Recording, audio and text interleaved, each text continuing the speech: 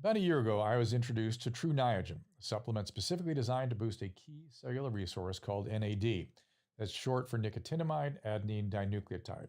And I was really impressed with the research that showed that increased NAD levels can promote cellular repair, maintain healthy mitochondria, and increase energy throughout the trillions of cells in our body. I've been taking True Niagen ever since, and I am truly persuaded, which is why I'm so excited to welcome them back to the program. Let's get into how True Niagen works. From age 40 to 60, humans can experience a 50% decline in NAD, leaving our cells with a shortage of that incredibly valuable energy resource. Additionally, things like immune stress, poor diet, even alcohol consumption can all deplete our cell NAD levels. Research suggests that increased NAD can support cellular defense against these physiological stressors. True Niagen is designed to boost NAD levels and is backed by clinical research and regulatory approvals. Now, while the research is still evolving, I am truly impressed by the possibilities surrounding NAD and the research behind True Niagen.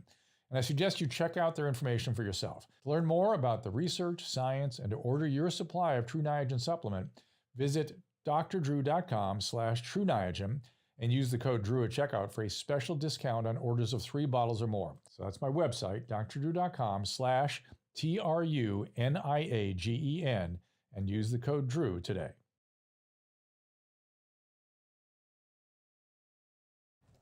Hey everyone, it's a dose of Dr. Drew.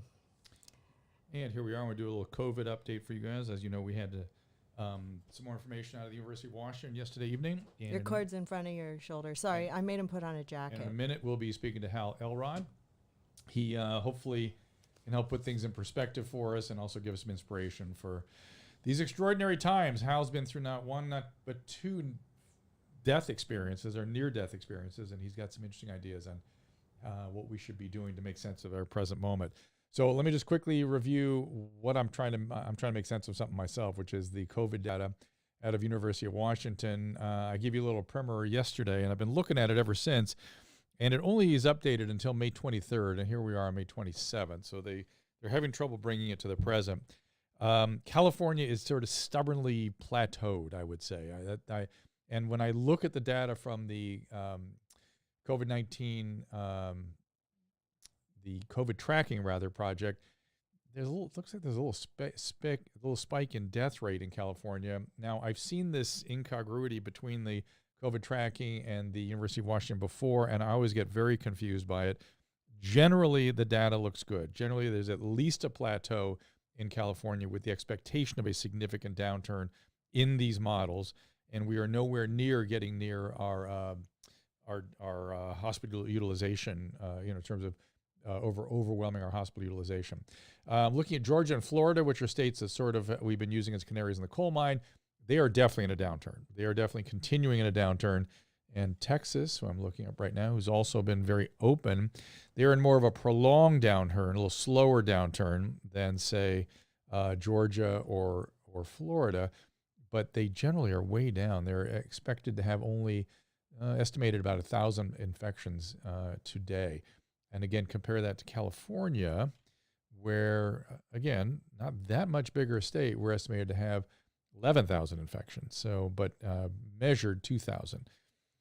Stubbornly plateaued. That's what I would call California right now. Now, hopefully, it is the case that by the way, I see you all on the restream. Hi there. Thank you. Hi from San Diego. Disney World's going to reopen in Florida, and it probably should if you continue to practice distancing. They said the sound is low, but I'm trying to make it higher. Yes, and Jason, it is very, very hot today in Southern California. Hi, mommies. So let me go back to, I was going to look a little bit at New York before I get off this topic. New York seems to be coming along very nicely, even New Jersey as well. It's like they had a spike, and then it just came crashing down.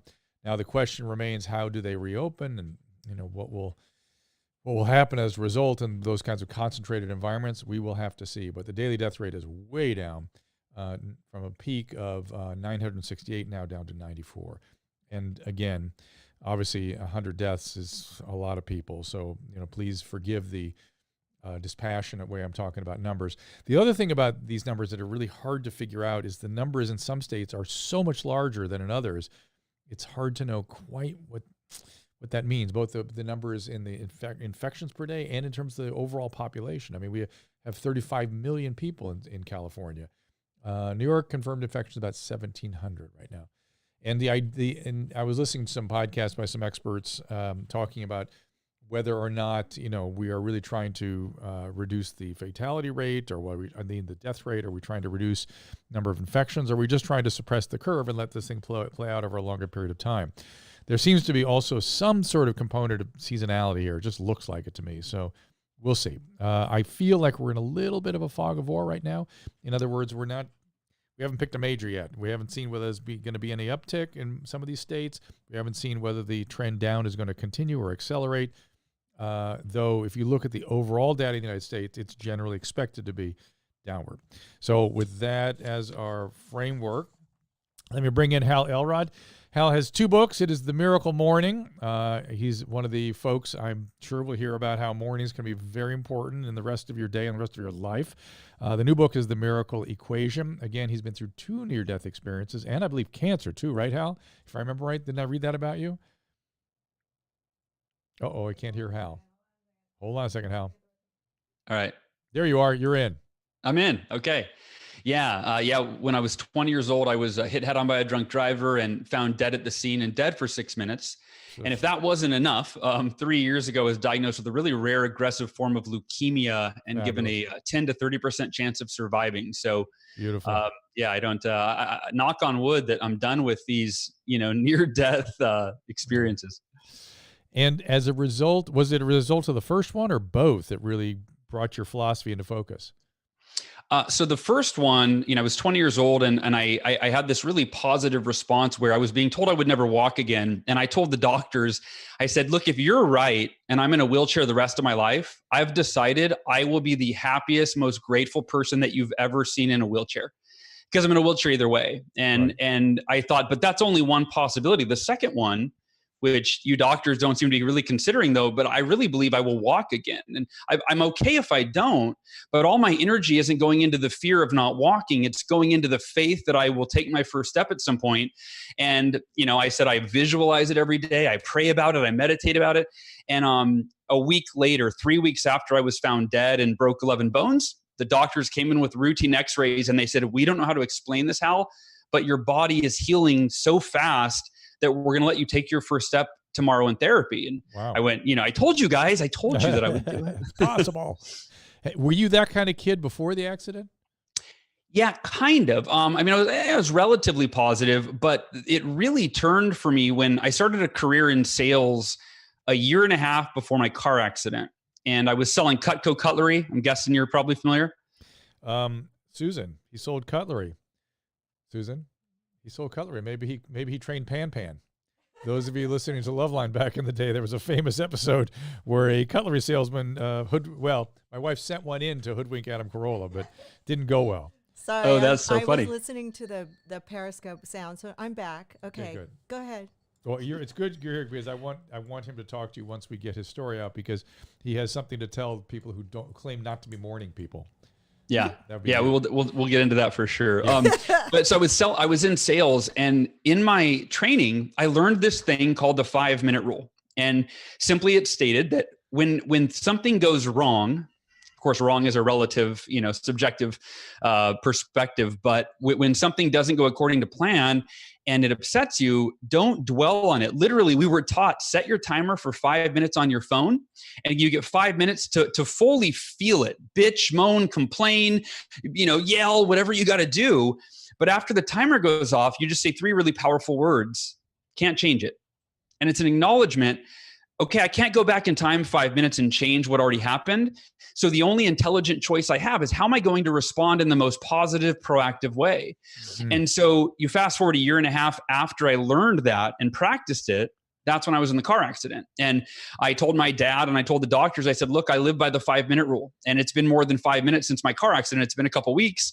I can't change that I was in a car accident. The only choice I have is how I'm going to respond. And I just decided I'm not going to let my outer world and the things that are out of my control determine my inner world and the way that I feel. And I think that's one thing for all of us right now. I'm an entrepreneur. I'm a keynote speaker. My big source of my income is speaking at events. Well, that's not happening, right? I've lost a large, half of my income not speaking at events. But the same decision I made when I was told I would never walk again, and it's the same decision I made when I was told I had a 10 to 30% chance of surviving cancer a few years ago. And in the midst of any challenge, I will be the happiest and the most grateful that I have ever been in the midst of the most challenging time in my life. And I think that they don't have to be mutually exclusive. And we think they do. Well, I'll be happy if all of the things go according to the way I want them to. But if they don't, I'm going to be sad and angry and upset and depressed and scared. And it doesn't have to be that way. And I think that adversity is really our greatest opportunity to learn, to grow, and to become better than we've ever been before. And if you take that mindset into your challenges, all of a sudden they're not so bad and they actually can be really proactive. I am guessing that I won't be the first person to say to you that this is the core of Stoic philosophy, particularly Epictetus, right? Yeah. That's what's interesting. So at 20 years old, when I started, I was living this, but I couldn't articulate it. Let me just Epictetus. Epictetus was a famous, one of the early Stoic philosophers who said you can't change what's happening to you. You can just change. Only thing you have any command over is how you respond to it. That's the most. I'm not doing it any justice. Basic. That's the basic way of looking at it. But Stoics sort of. I would refer everyone to Ryan Holiday. He wrote a book called "The Obstacle Is the Way," which is what Hal is specifically talking about. But I think, but Ryan takes it very philosophically, and I think you take it very pragmatically. Would that be fair? Yeah, I've always said that's my superpower is dumbing things down for myself, which enables me to simplify them, for other people. Yeah, because I started reading like The Power of Now by Eckhart Tolle was the first book I read probably 4 or 5 years after my car accident. And it talks about how all of our negative emotions, our painful emotions are self-created by our resistance to our reality. In other words, the degree that we wish or want something were different that's out of our control, where we create emotional pain for ourselves. And as I'm reading this, I'm going, oh, that's why when I was 20 and I was in the car accident, I wasn't wishing I could walk again. I wasn't resisting that I may never walk again. I was just completely accepting, hey, whatever happens, happens, and I will make the best of it. I hope I walk. But if I don't, I'm not going to let that define me. And making the best of it is a little subset of Stoicism. That's a very specific thing, and I feel like that's your focus, sort of making the best and then making the most, really, I guess would be a better way of saying what you're doing, right? Yeah, I mean, I think the question I asked when I was 20, I kind of made a joke. Mom and dad, I was only 20 years old, a couple of years out of the house, and mom and dad were by my side for the entire recovery. I was in the hospital for a couple of months. And, my dad, the doctors, when I told them everything I just told you, they thought I was in denial and they were really concerned. They thought this isn't normal for a 20-year-old young man to be like, life's fine and I don't care if I walk again. And they thought I was in denial. And I told my dad, I said, look, I think that, there's that old adage, everything happens for a reason, which probably a Stoic said that. I don't know who said that initially, but my take on it when I was 20 was it's my responsibility to choose the reason. It's our responsibility to seek the benefit in the challenges that we're facing.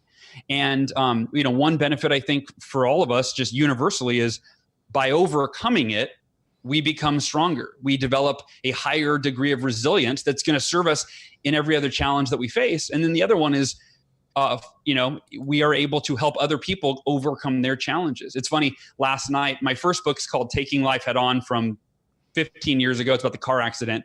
And it occurred to me a few weeks ago, I go, I should read this to my kids. My daughter's 10 and my son's 7. Sure. So last night we were reading another chapter in the book, and it's teaching them these lessons at a young age that look, you can't change things that once they happen, whether it was 5 minutes or 5 days or 5 years or 5 decades ago.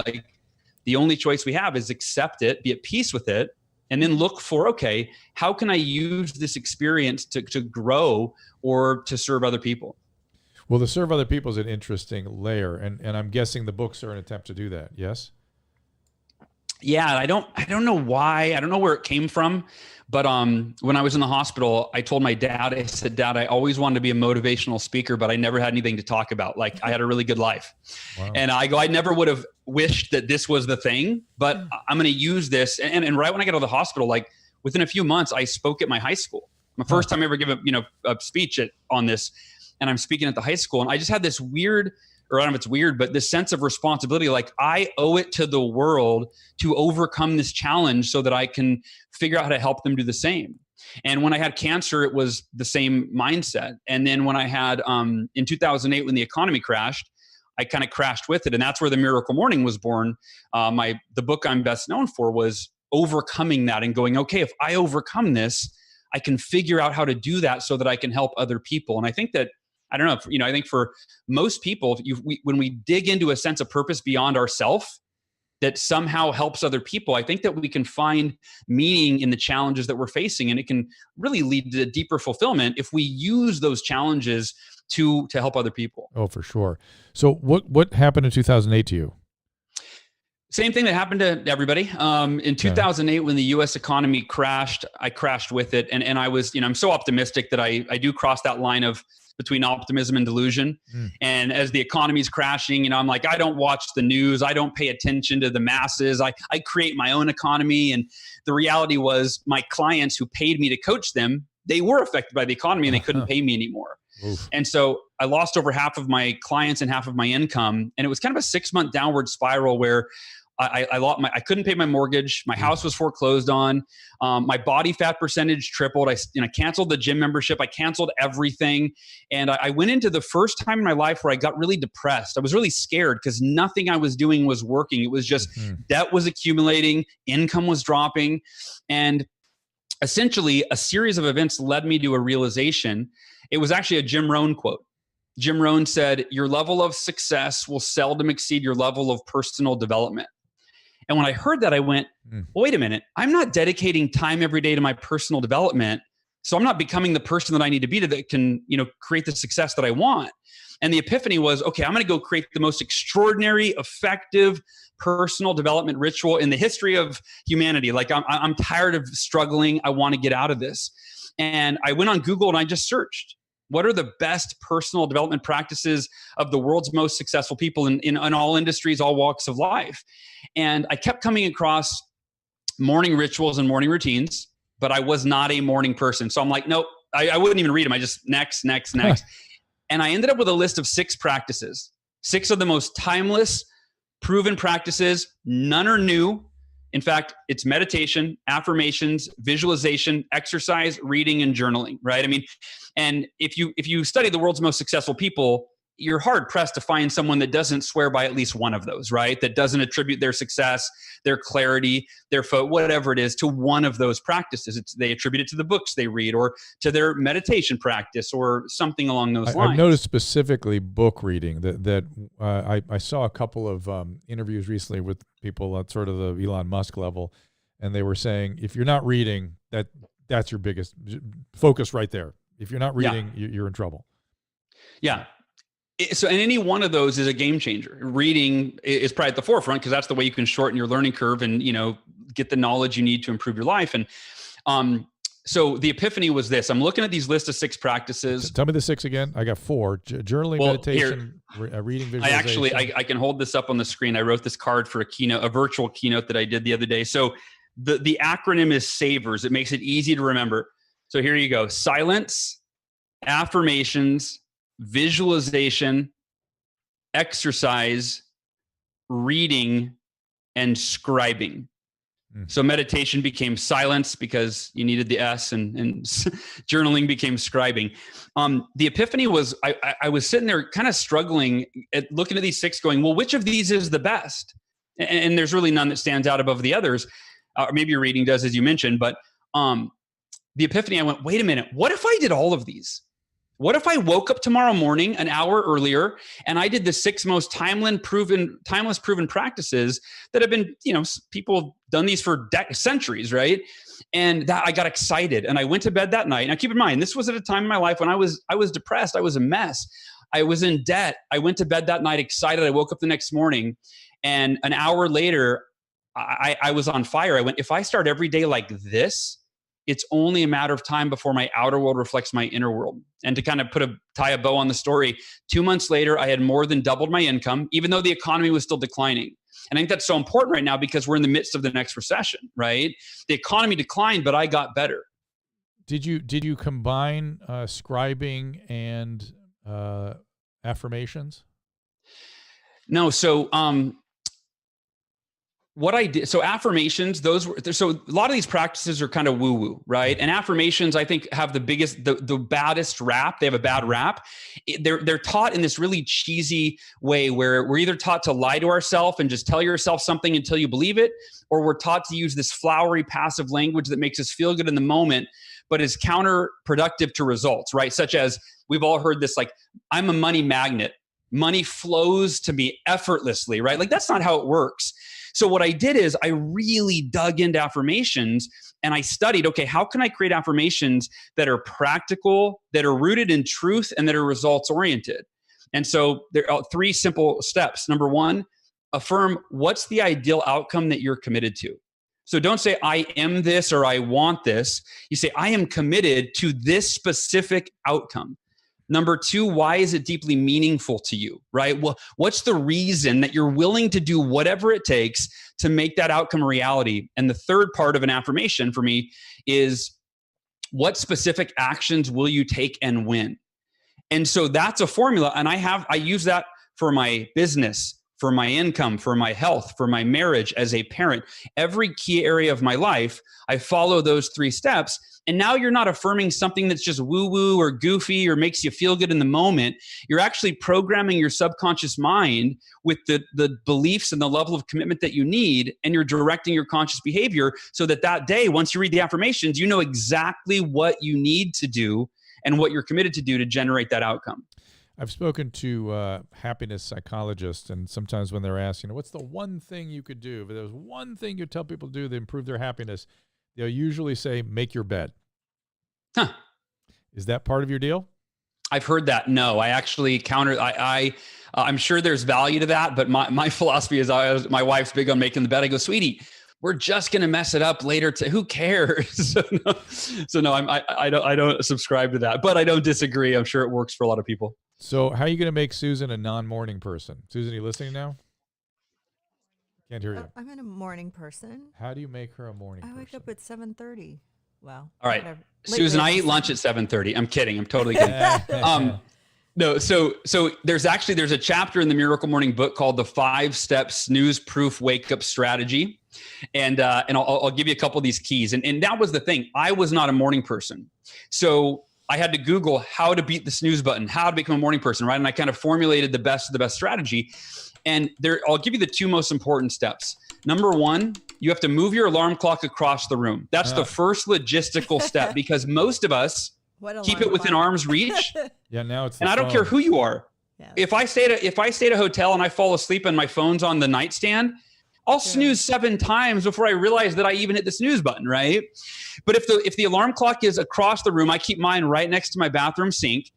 You're up, you're awake. You walk in there, and now it's that much easier to stay awake and beat that snooze button. The second step is set your intention before bed. Typically, the first thought we have when we wake up is the same as the last thought that we had before bed.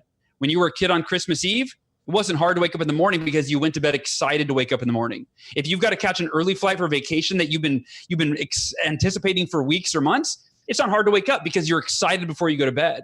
So I created these bedtime affirmations that I read before bed that essentially let me know that, hey, when the alarm goes off, I'm going to wake up with energy. I'm going to stand up, walk over, turn it off, wash my face, brush my teeth, drink a full glass of water to rehydrate, and then go out into the living room and dive into my miracle morning. And by going through that before you go to bed and feeling it, your first thought in the morning is a replication of what you thought about before you fell asleep. So, Drew, what time do you want me to get up in the morning? No. It's not about what time you get up. I'm a bitch in the morning, okay? I need some coffee first. After you need to rehydrate, Susan, I always say that, I say that in the book, that the first beverage we usually have is coffee, which is a diuretic that dehydrates you. the first thing that we need to do is we need to drink a full glass of water while we're making the coffee. Don't get me wrong, right? Okay. While we're making our coffee or our tea or whatever. With some but we've got to Hydrolyte in it? rehydrate because dehydration equals fatigue, right? You feel tired because you're dehydrated. Yeah, true, but I still have to have at least 3 or 4 cups of coffee before I'm happy. What is the faith effort feedback loop? So that's from the new book, The Miracle Equation.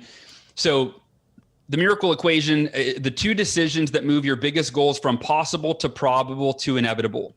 And I created this when I was trying to break a sales record, but it really came in when I was told I had a 70 to 90% chance of dying. And if you study the world's most successful people, I know that's a general term, but whether it's an Olympian or a professional athlete or Elon Musk, right, who's doing his rocket launch today, you find that they canceled it. I know my wife was just out there about to watch it, and she let me know they canceled it. But if you study the world's most effective people, you find that there are 2 decisions that they make. Not just one time, but it's the way they live their life. They make these decisions every day in the midst of every challenge that they face or every goal that they pursue.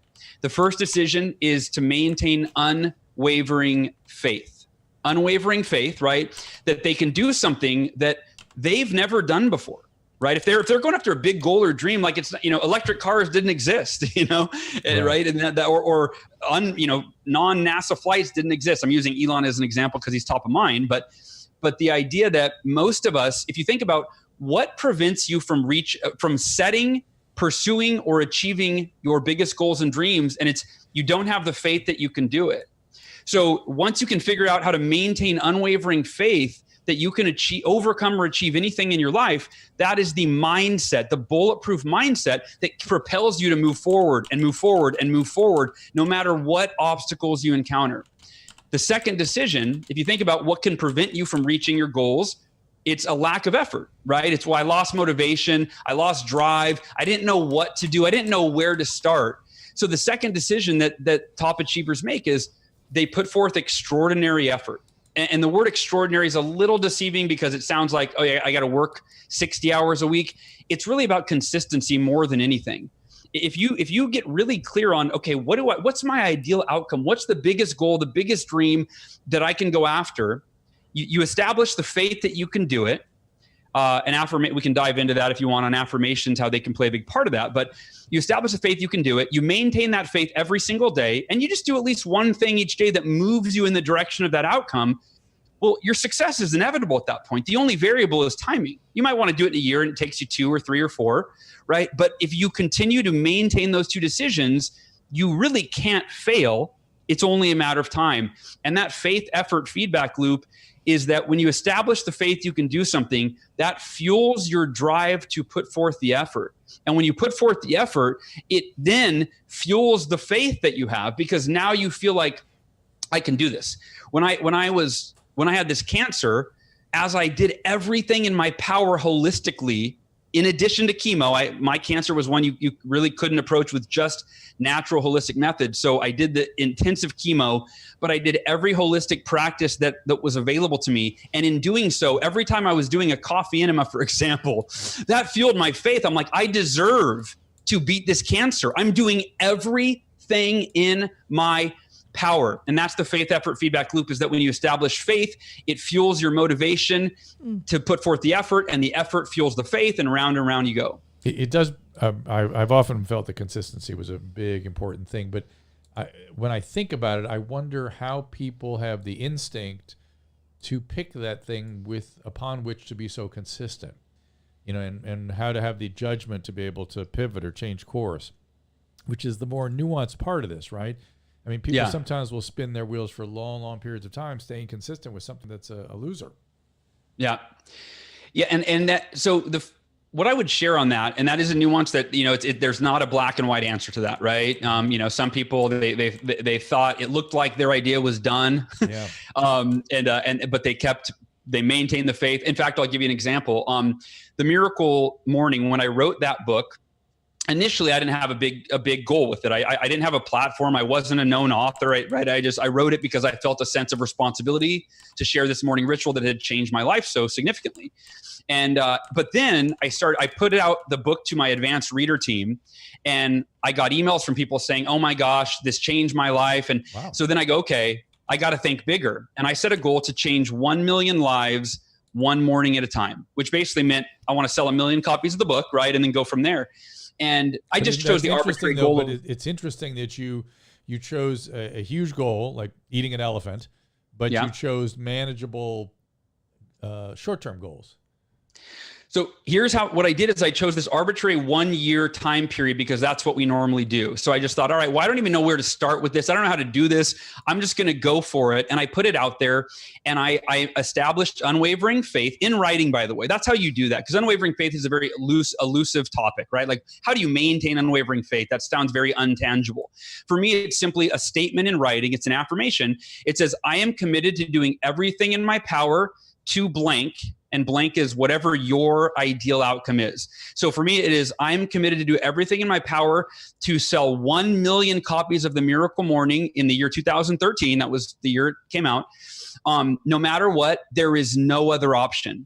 So I read that every day. And that year, my extraordinary effort was 152 podcast interviews, 52 episodes of my own podcast. It was doing over a dozen TV shows across the country. And Dr. Drew, out of my 1 million copy goal, I sold 13,000 copies. Now, was I discouraged? Absolutely. Did I think maybe I overestimated what I could do? I did everything in my power, but here's the deal. If you go back to what I said a few minutes ago, the only variable, if you really live by the miracle equation and you maintain unwavering faith and you continue to put forth that consistent, extraordinary effort, it's only a matter of time. And I took that approach, and I dusted myself off, and I went for it year 2. And year 2, I did even more interviews, on and on. And I sold about 23,000 copies year 2. So year 3, I tried it again. And year 4, again. And it took 6 years to sell over 1 million copies of the book, and now it's sold over 2 million copies just a couple years later. But to me, it's about choosing something that you would do even if you weren't paid for it. To me, it's about contribution. I am committed to change 1 million lives. And that was my mindset, is I go, if it takes me the rest of my life, I will continue to maintain unwavering faith, put forth extraordinary effort for the next 60, 70 years, whatever it is, regardless of my results along the way. And I think that anybody who's achieved something remarkable, or remarkable to them, it involved just continuing to maintain that mindset. So I'm looking at my restream here, and people are commenting, and I'm trying to understand what you guys want to address with Hal as it pertains to white privilege. Explain that to me. I'm looking at 808 D013, and you said that Kevin Hart had mentioned something similar on Joe Rogan's podcast. What do you guys mean by that? What is the issue you're talking about there? And the other thing, Hal, people are talking about your energy level. People don't have necessarily that kind of exuberance lately. Is that you, Susan? No, you know what? I really could use a cup of coffee right now, though. Me too.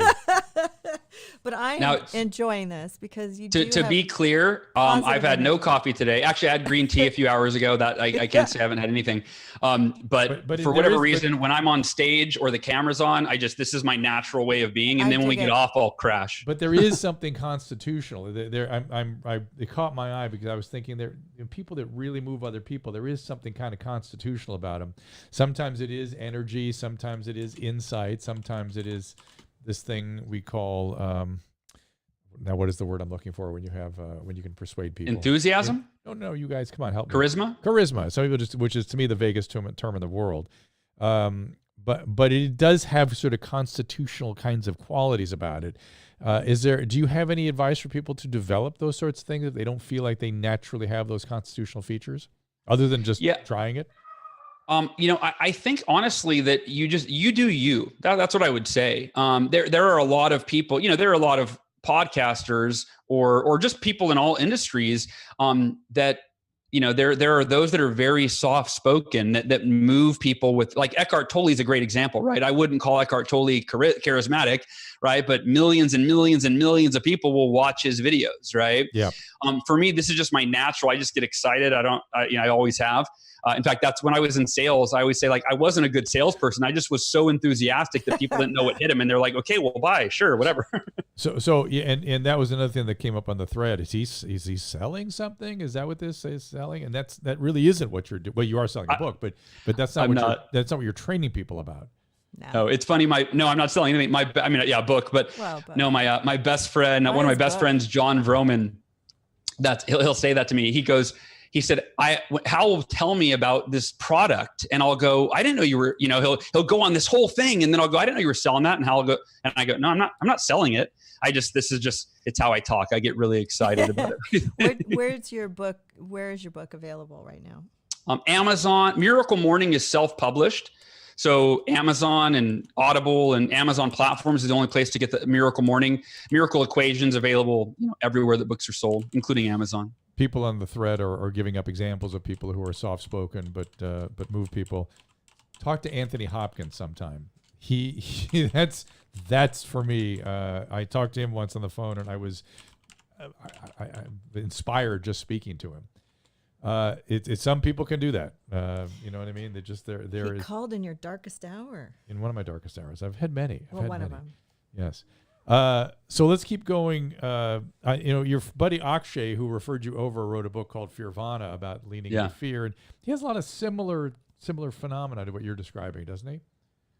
Yeah. Akshay when we connected, so we just pitched back and forth because what he talks about is very similar, and he's experienced adversity in very different ways. But I think that when that we're all the one thing we have in common, we're all human beings. And I think that we're all part of the human family. To me, we have way more in common than we have different. Right. I don't see differences too much. I just see like, hey, we're all human beings, and we all are trying to do the best that we can and be happy and so on and so forth. And the principles that Akshay talks about in his book are there's a lot of crossover. Yeah, it seemed like it. He obviously had other stuff going on, as you say.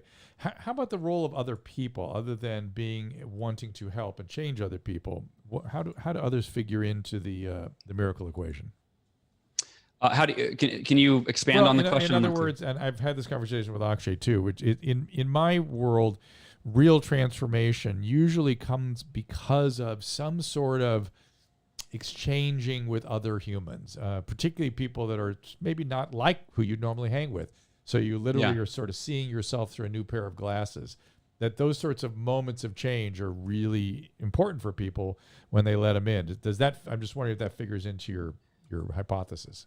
Yeah, and I have a few thoughts on that. Number one, I mean, for me, I take very little responsibility for my successes because I'm a product of every influence I've ever had, from my parents to, mentors and friends and to the books that I read. Like, I think that's an interesting way to look at it too, is name a book right now that had inspired you, or give me two. Conversations with God by Neil Donald Walsh. Okay. And that was a big one for me.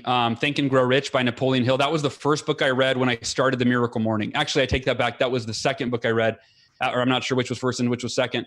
But you mentioned earlier that reading, when you talk to people, you find that high level people, reading is such an important component. Well, I want to make sure I don't skip over this, that's a big part of how in 2008, when the U.S. economy continued to decline, I doubled my income in a couple of months, even though in 6 months before this Miracle Morning, I was just drowning. I couldn't figure it out. I read a book by Michael Port called Book Yourself Solid. So when I started this Miracle Morning practice, and I'm using the meditation and the affirmations and all these components are helping me to start every day in a peak mental, physical, emotional, and spiritual state. And then it was, okay, what's the number one thing I need to change in my life right now? And at that time, it was like, I need to make money. Like I need to turn my finances around. And I was a coach. That was my primary source of income. I was coaching business owners and salespeople. And because that was my background. And so I found this book by Michael Port, Book Yourself Solid. And it was about how service businesses can book themselves solid in terms of having, booking their clients. And that's the thing is, if I would have read that book when I was in that depressed state without the clarity and the energy and the motivation, I don't know that I would have done anything with it. But by doing this morning practice and starting every day feeling alive and feeling clear and energized, and then I read his book, and then every day I got clear, okay, out of the book, what will I do today? What will I implement and execute on that I'm learning? And that was it. There's not rocket science. I read a book on how to get clients. I applied the lessons. Within 2 months, I doubled my income, right? And I think that's true for just about any industry right now. I can't say any industry because there's a lot of, with COVID-19, there's a lot of unprecedented factors. But for many industries and entrepreneurs, there is a way in a declining economy, right? Just like in 2008, a lot of businesses figured out how to thrive while the majority kind of, felt sorry for themselves and just kind of gave up. People are on the thread again asking about wanting me to tell stories of my darkest hours. I will tell you after I finish conversation with Hal. I don't want to interrupt you. He's too positive. So stay with Sorry, me. I'll I get you those various moments. I've had plenty. But Anthony Hopkins is cool. Yeah, he was great. There is something about I want to call it focusing the mind. That somehow keeping something, whether it's through the affirmation or the journaling or what you're reading, keeping something regularly top of mind, even if it's not what your action is focused on each and every day, keeping that priority or that goal in mind focuses the mind, and I don't know, it does something. Somebody was saying the other day you should write things down that you want, multiple times. And I thought that would really keep your focus. You would keep that as a priority in your thinking all day long. Is that a lot of what some of the affirmation and journaling is doing for you, do you think? Absolutely. And I think that, I've done some of my podcasts recently. That's really been my theme the last few months, ever since COVID started, is like, I go, look, I got, I asked myself, how can I serve in this time? And, for me, I thought, gosh, if there's anything I can help people do, it's figure out what to focus on right now to feel as good as you possibly can and to move forward and create the results that you want in your life. And so right now, if you really simplify it, there's two things we can focus on. We can either focus on the outer world, and of course there's a million sub things within that category of the outer world, or we can focus on the inner world. And the thing is, we don't have control over the outer world, right? Or we have a very limited control. We have control over a few things, right? Ourselves, but billions of things that we don't have control over. The one thing we have control over is our inner world. And if we really think about it, what do we want? Like, what do we all want? We just want to feel good. That's all we want. That's why we do everything that we do, in an attempt to feel good, to feel better. And so I think that the problem is that we have all these rules set up where if my outer world is all in alignment in the way that I want, all perfect, right? Then I can feel good. Then I'm allowed to feel good. But if it's falling apart, if it's not right, if it's not organized the way that I want, then I feel bad. And so it goes back to kind of the initial story and lesson that I shared, right? Which is that nurture your inner world. Like, that's the one thing you can focus on. And what I've found, and I'll be very transparent here, the last few months, actually the last year has been the hardest year of my life. I think it's because of chemotherapy. I don't know what else it would be, but I've been on chemo for over 3 years. In fact, one chemo pill that I take, I just read the other day, if you take this for more than 3 months, it can cause severe depression. I go, I've been on it for 42 months. There it is. I've been on it for 42. Yeah. And I went into a really deep depression, and I'm still trying to figure my way through it. And the one thing that I realized, I've been assessing, okay, what has potentially caused this? Why have I been being depressed, even though my life's fine? My life's overall, I've got lots to be grateful for. And I realized that my focus had shifted, that what I've been focusing on, the majority of my focus, and I made a list. I go, I'm afraid of the state of the world, right? COVID-19, the economy, all these things out of my control. I'm afraid that my cancer might come back. I'm afraid that I'm depressed, that my depression and anxiety is permanent. I'm afraid, all these fears. And I had like a list of most of my focus is on these 10 things that make me feel horrible. I go, well, of course I don't feel good. And if you think about, one way to put it is, imagine in life we have 2 pages. One is the painful page and one is the positive page. And it doesn't matter who you are. You can be a celebrity, you can be homeless. Everybody has both pages. And the quality of your life at any given moment and how you feel typically has very little to do with which page is longer or which one has more, intense stuff on it. It's just what you focus on. And if you focus on the painful page, you feel pain. You get sad, angry, depressed, scared, right?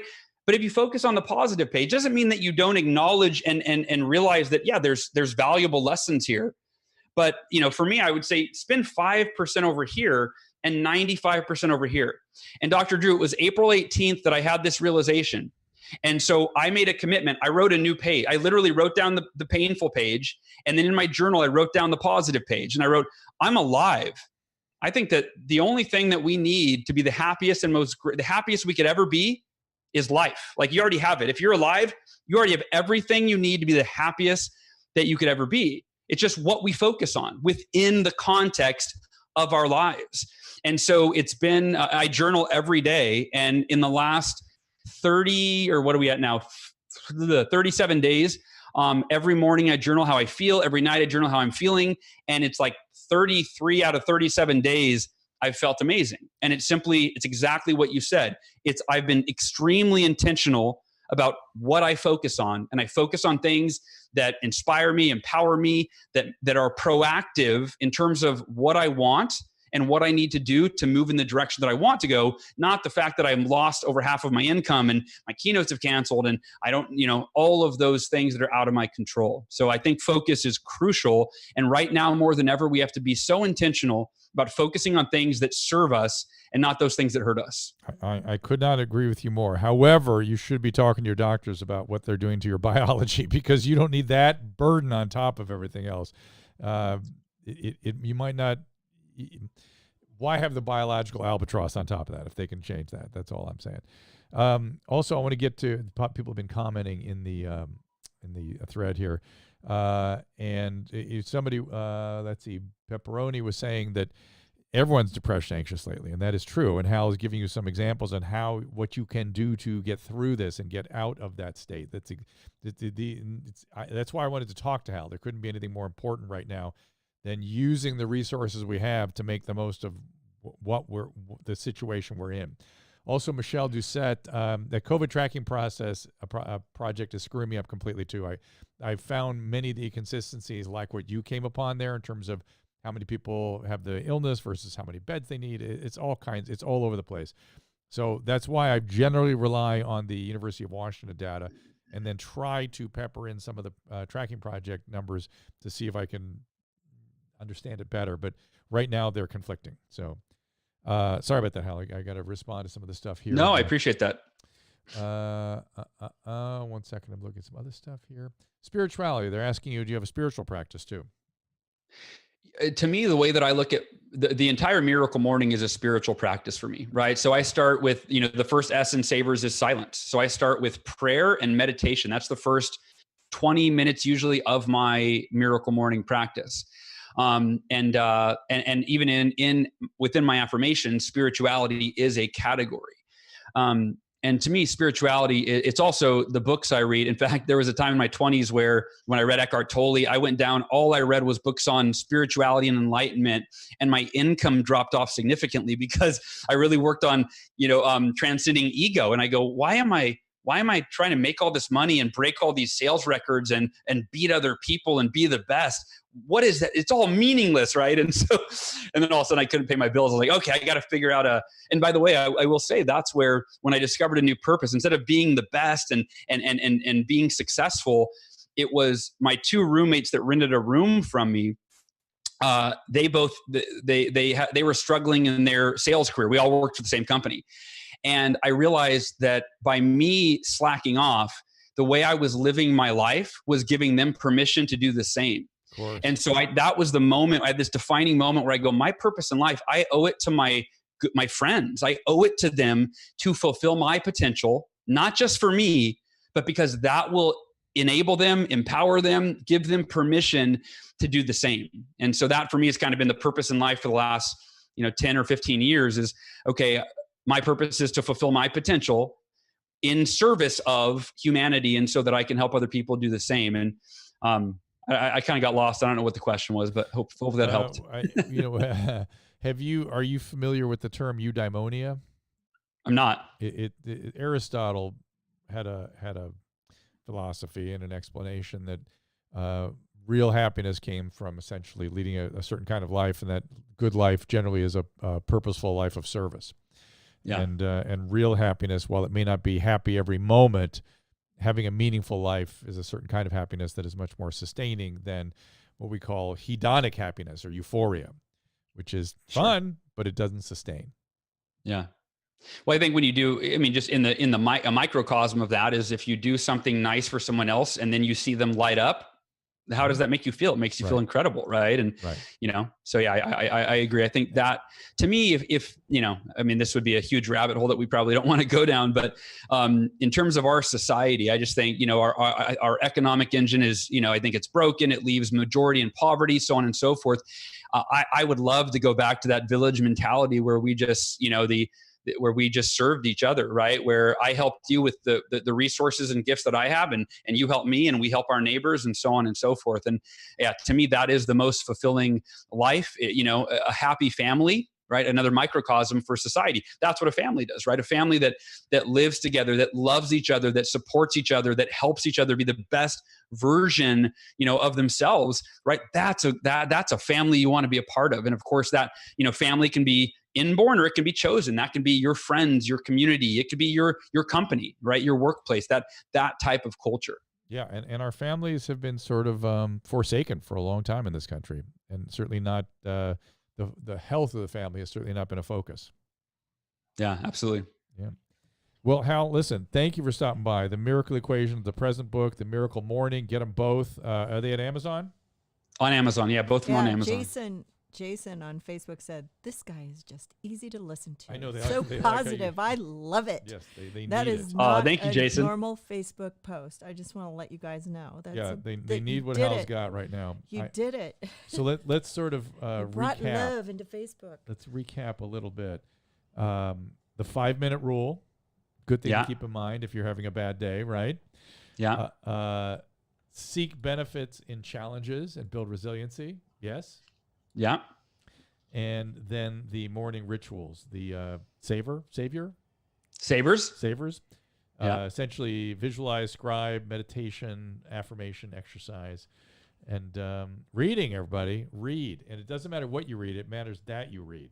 And generally, if you read enough, you'll start going into more and more sophisticated kind of directions. Will that make me wake up happier? If you read, or those particular... If I read. What do you say, Hal? I will. Can I say this to Susan? I'm not that bad. Susan, I was asked once, what percentage of the Miracle Morning practitioners were morning people before they read the book, so it was easy? They just stopped checking Facebook and they just started doing the savers. And they asked me what percentage were not morning people. So this was like, Susan, like a radical, I don't want to do it, a radical shift. And we surveyed hundreds of thousands of members of the Miracle Morning community, and 72%, Susan, said they had never in their life been a morning person before they read the Miracle Morning. So you are in good company. If I did it, you can do it. I just wanted to give you that encouragement. And you can listen to podcasts, educational podcasts, or audiobooks also. I'll take that as a proxy for reading, and not read your Twitter feed. and then faith and consistency. Yes. Right? Faith and consistency. And then you kind of have the basics. And then also watch Dose of Dr. Drew. Yeah, that's right. So you get the likes of and Hal and Akshay here. Hal, again, thank you so much. Is there a website you want to send people to? miraclemorning.com. You can get a free preview of the book and join the community and all the things. Again, I'm going to go back to that question I had about other people. Is there a community there to support each other, to keep people on track? Yeah, I started a Facebook group called the Miracle Morning Community with me, a few of my friends, my mom and dad. And now we have 256,000 members in there, and they wake up every day and they support each other. It is honestly the most positive, loving online community that I have ever seen. And where is it again? You share the show. It's the Miracle Morning Community on Facebook. I'll send you the link on Facebook for your followers. To me, the addition of other humans, you've got it because you're motivated to help other people, but some people need other people to hold them and push them forward and hold them accountable and motivate and see themselves again. through a new pair of glasses, so to speak. Yeah, I agree. All right, Hal, thank you so much for joining us, and hopefully I'll talk to you again soon. God bless Drew, thank you so much, brother. All right, buddy. Appreciate Thank you. I want to address some people on the stream here. You're all behaving nicely. Thank you for that. I know, it's wonderful. Jesse, what do you want to know about the Midnight Gospel? Yes, please watch the Midnight Gospel if you want to see a very interesting cartoon version of time travel and LSD, I guess. And it really, Duncan Trussell turned his podcast into a cartoon and made stories out of parts of the podcast. But it's really very interesting and educational. Sarah, I'm glad you needed that today. Excellent. Audiobooks are okay. This is Drew's booking. As I said, Hal was my idea. Because I just felt like we need inspirational stuff right now. Oh, Cloud Forest just said that Fauci released a statement saying that hydroxychloroquine is ineffective. So again, be very careful with these statements because Fauci is extraordinarily precise in what he says. What I'm betting is in his statement is that in sick COVID cases, it has no effect, which we already knew. Whether it has effect in mild cases or prophylaxis, meaning preventing infection or reducing the severity of infection, we do not know yet. Yes, not effective in advanced cases, may be dangerous, but probably not effective. But in early cases, mild cases, and prophylaxis, doctors are using it like crazy throughout the world. I know that for sure. Read the last paragraph of the article. Yeah, right. And that's where the information is, because they don't put it at the top. They put it at the very bottom, what he really said. And Monique, you're back. And I told you I would tell the stories of my my various bottoms. Somebody said I had one during medical school. I did not. In medical school, I was inspired the entire time. I had one during college, sophomore year, when I couldn't figure out who I was or what I wanted to do. I got depressed and started having severe panic attack. Was mismanaged gloriously, and I think it's one of the reasons I got interested in helping with adolescent health, why I was on Loveline for so long. And remember, it was Dr. Fauci in 1983 telling young doctors they've got to go out and educate, and that's what motivated me to get on the radio in 1983. And he felt there were going to be 10 million dead from HIV and AIDS, and we had to change the behavior. Well, we ended up with 100 times less, which was great. What was I talking about? And then what was your next one? My misery. So wait, about the college one. Oh, yeah, it was just terrible. Oh, I know why I prompted that is that I went down to the student health services and this doctor just looked at me and said, just take a long walk in the woods, get it together. And I was like, of course, if I could, I would. And it just was humiliating and extremely poor care.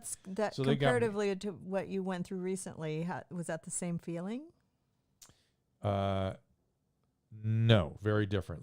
So Jason has caught my attention here. 10,000 international units of vitamin D is what I was taking, not milligrams, international IUs. So I've had many other downers. This latest one was because somebody took many, many things I said out of context and made a narrative out of it, which was used to destroy your life. Yeah. And people, in a bad time for everybody. And it was in the middle of the fog of war of this whole epidemic, and people became violent and threatened my family and had adverse effect on everybody, and that was extremely distressing. And my wife almost ended up in a Walmart parking lot with a handle of vodka because. At least I didn't have a gun in my hand. Right.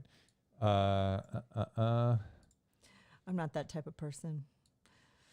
But so anyway, so that was, and Anthony Hopkins called during that. It was really scary for the whole family. Yeah. Chris Hardwick, too, was also very, very thankful helpful. for that. It was very helpful, and I appreciate both Well, Chris that's when and friends Anthony. need to come together, and everybody was very supportive. Your friends were very supportive, but it was just shocking at how it was affecting us. Scary. Yeah. So, scary for everybody else, too. Like, we need to come together. Doctors especially need to come together and work together. And we have a feeling it was a doctor that put this video together. So, which totally blows my mind. I don't think that person realized what it was going to do. It wouldn't have been a physician. It probably was somebody with a... The way the ransom note was written, it sounded, he said, we as scientists. Right. It seemed like somebody more on the scientific side of the spectrum because but clinicians are used to making risk-reward statements. When you do something like that anonymously, it just shows what an asshole and a coward you are. Okay. Sorry. I'm going to Walmart now. What I was, and Josh, what I was trying to do is get people to calibrate their emotions, because I could see the panic coming. I could see it, and I knew whatever we did in response to that panic was going to be dictated by people who were not medical, Right. and the consequences of whatever we did in response to this thing, I felt were probably going to be worse than the virus itself, which was similar to a terrible flu. I did not get how ferocious it was for certain elderly, and I did not quite get the infectivity right. But I did always say, listen to Dr. Fauci, which I have always done, and I would advise we all do the same. He's very conservative, he's very precise, but he will get us through things like this.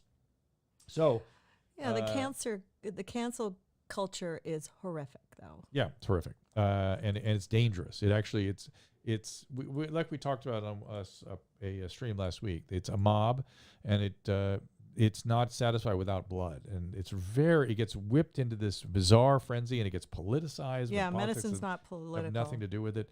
Very bizarre. Very bizarre. So to that point, we are going to find out in the next week or so. There's some data that just came up while we were on the air here that people were saying there's some new studies coming through that show that masks and hand washing may be very effective in preventing transmission. Back with the 1918 flu, they felt it was 100% effective. I don't know that we have that conclusion to render yet, but hopefully if we will practice this thing, and the way I want people to think about it is don't squander this opportunity. Don't squander it. We have an opportunity to show that if we're good about this, it's just as good as a lockdown. So if things tick up again, people won't be so anxious about having to lock us back down. They'll quarantine and chase the particular outbreaks that occur, which are inevitable. They're inevitable. So here we go. And in the meantime, we'll keep watching the numbers and keep trying to update you all on what's going on here. Hey, Drew, guess who's here on Monday? In response to what happened to us in this whole mess, we just put our head down and kept going, doing what we thought was good service and sending out good information. Who's coming on Monday? Jimmy O Yang. Oh, it's great. On Monday at 2:00. My Chinese son. At drdrew.tv. If you sign up there for the text or the emails, you'll get notified when we go live. And I just found out that Kay Smythe knows him too. Oh, isn't that bizarre? She just said, "Oh, Jimmy just sent me his banner," and I said, weird. "How do you know him?" And she goes, "Oh, we dated for a second." And I said, "Oh God, maybe we'll have her back. Maybe she should be your co-host, and we can get Jimmy on." Anytime. I'm happy to have her on. Jimmy's our. She can say stuff that I can't, and she can make it sound like Devonshire cream. She's adorable. So also, we want everybody to check out. Go to merchmethod.com and get the Dr. Drew After Dark T-shirt. Those are still available, and check out the After Dark. Our latest episode. And Monique, you're asking who Susan is? I thought you were a regular here, but Monique Wellen is asking who is Susan. Susan, who are you? I'm your mother. No, Susan's my wife and producer, and this whole stream was her idea and her brainchild and her technical. And I have to sell shit while we in between. With it's Caleb hard. Nation, the two of them put this thing together. That's the only way we can make money in this world. Right, now, we have to put ads in and sell things in this thing to make it work. He was talking about not being able to do his job, which has been the same for you, and that's been really. Lucas wants to know what my credentials are, so here they are. Are you ready? I went to Amherst College, got a biology and neuroscience degree. Then I went to University of Southern California School of Medicine. Then I did an internal medicine residency. Then I did a chief residency. Then I taught internal medicine, and I was an assistant professor in the Department of Internal Medicine. During that, I started working in a psychiatric hospital and became their director of medical services. So I became very good in the medical treatment, the medical care of the psychiatric patients. A lot of the medical problems were down in the drug unit. I became the assistant director of the drug unit, and the director quit. This was now in 1991, and I had to really jump into that job. I became the director. I became board certified, not just in internal medicine, but also addiction medicine, and then ran the hospital-based chemical dependency treatment center for 20 years, where I was the medical director. So across that, I had a assistant clinical professor position in pediatrics, psychiatry. Pediatrics was adolescent medicine when I was doing that work, psychiatry, and internal medicine. So I've had 3 assistant professorships, 2 board certifications, and I'm a fellow with the American College of Physicians. I hope that gives you the basic. Here's the deal. He's a workaholic. Anybody with real credentials is delighted to share them with you. Yes. When you see on people's websites, they don't put their specific certifications, run the other way. Anybody with real training nobody ever asks. So I appreciate you actually asking. So that's why I provide it. So I taught in psychiatry, adolescent health, and internal medicine as an assistant clinical professor, and took 2 board certifications, and then had authority positions, raised triplets in the Department of Medicine and at a psychiatric hospital, and in the addiction chemical dependency services. and they're all still alive. Yeah, the kids are good. So Our kids are good, I think, but they're almost 30. So right.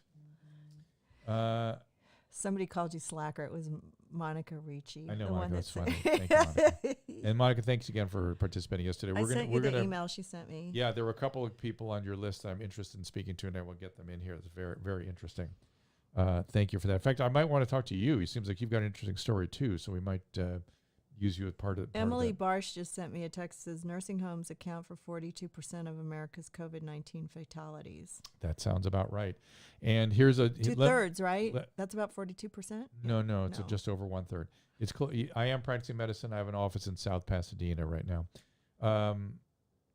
Susan, what are your credentials? What are mine? Oh God, you don't want to know my credentials. So let me go back to the nursing home. Here, let me tell you something about we'll nursing homes. be here all day. Let me tell you something about nursing homes that you don't know, and that I do know because I worked in nursing homes for many years as an internist, and that is that where the deaths occurred. Now, prepare yourself for this. This is a piece of the data you're not going to see yet, but I know this to be true. Private nursing homes are extremely different than Medi-Cal, Medicaid nursing homes.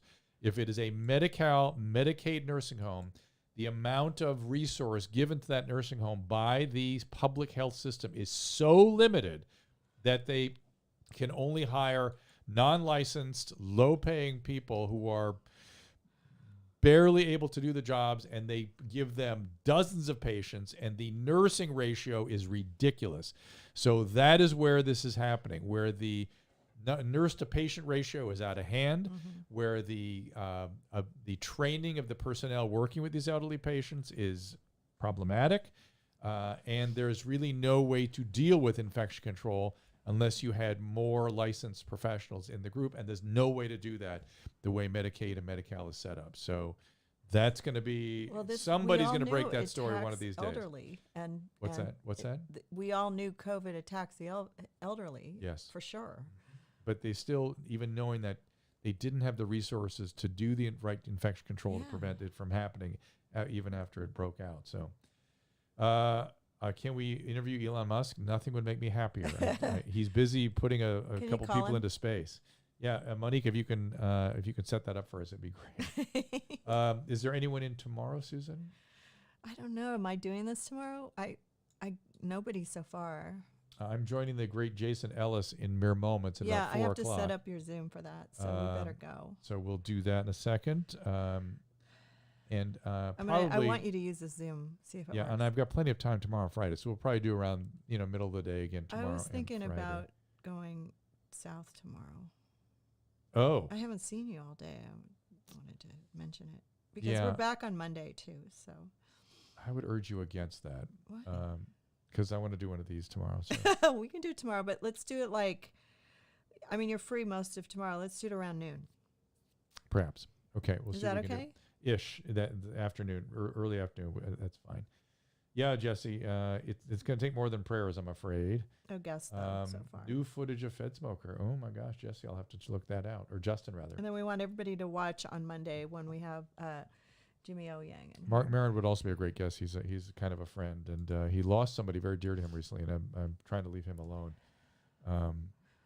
Caleb didn't put the date and the time, but it's on Monday at 2 p.m. That's what Jimmy O. Yang from from Silicon Valley, TV show Silicon Valley. And he's got a new movie out too. Yep. And from Crazy Rich Asians. He's a friend of ours. And then also maybe Kay, I guess now it looks like she's trying to edge in on this one. So we'll see. All right. Thank you so much. And we'll see you tomorrow.